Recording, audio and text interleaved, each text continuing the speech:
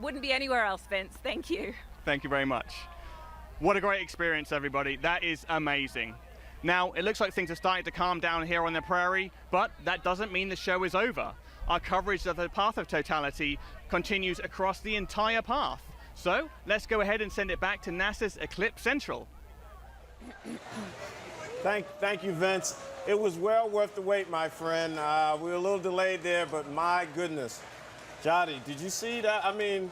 That was amazing. Do you see that diamond ring? That was, you know, it was even more prominent there. It was very prominent. You could see like the ray of light, like very, very nice, and the whole diamond around the whole surface. It was amazing. And Alex, it got really dark. I mean... It really did. That's actually enjoyed seeing them out on that prairie and seeing... It looked like she was in some sort of weird, strange light, and she was lit up, and everything behind her was dark. It was really cool. Fantastic. Nebraska, you rocking the house. We really, really appreciate that. But like Vince said, there's a lot more to come, and we got the International Space Station, don't forget. So, Jadi, I want to go back. You know, we had to bring in those images, but we were talking about, and you mentioned the stamp. Now, the United States Postal Service, they do amazing work. They do. But they really outdid themselves this time. Go ahead and finish. They did. They actually created a special stamp for this event. It's actually a thermochromic stamp, which means that it gets activated by heat, and you're actually looking at it now in your images.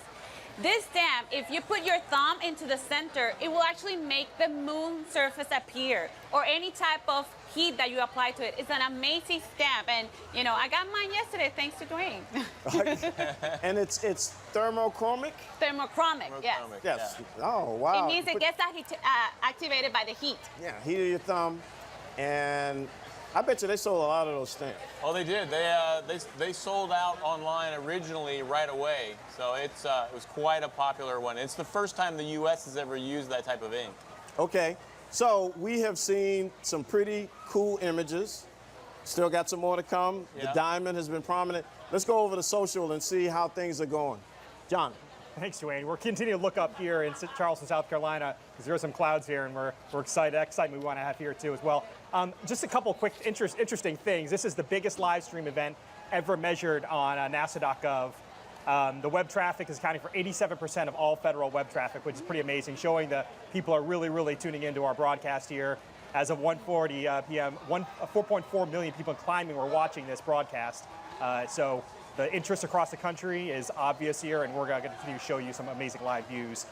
This one right here is, again, another photo of the space station taken by Bill Ingalls in Washington, one of our photographers here at NASA. Next thing, I have a video from another photographer, one of our other photographers, as the space station transits. You can see it there. If you're looking closely, you can see the space station transiting the sun during the partial eclipse.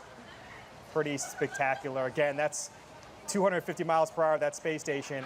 And you have to be, 250 miles above the Earth, 17,500 miles per hour. You have to be taking a lot of different shots pretty fast to capture that. So nice job, Joel.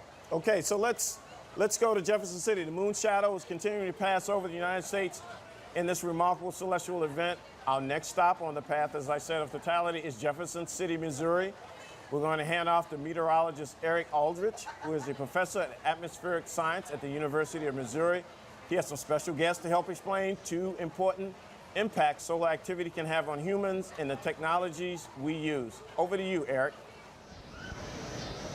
Okay, thanks a lot. Yeah, we are live in Jefferson City, Missouri. Jefferson City is actually the state capital, and as you can see behind me, there's a lot of people that are here. It's been a whole weekend type of thing, Saturday, Sunday, and of course here on Monday, lots of family-friendly things. There's been corn mazes, there's been 5K runs, there's a lot of good food. Too bad you can't smell the food, but there's a lot of good food that's here as well, and just a very nice weekend. The weather has been perfect. We've had some showers and thunderstorms off to the west all morning. We've had a few high clouds kind of stream on in, but certainly things are looking really good. I am lucky to be joined here by two special people that are going to be talking about space, weather, and just how things work in space. Dr. Janet Kavandi, thank you so much. You are the director of the NASA Glenn. Research Center Very in good. Cleveland. Right. You're also a three-time shuttle astronaut. That's right. And you're actually from Springfield, Missouri. I So am. welcome home. Thank you. It's Yeah. great to be back. Well, great. Yeah. So now, we've been talking a lot about safety, and obviously you don't want to look right up at the sun.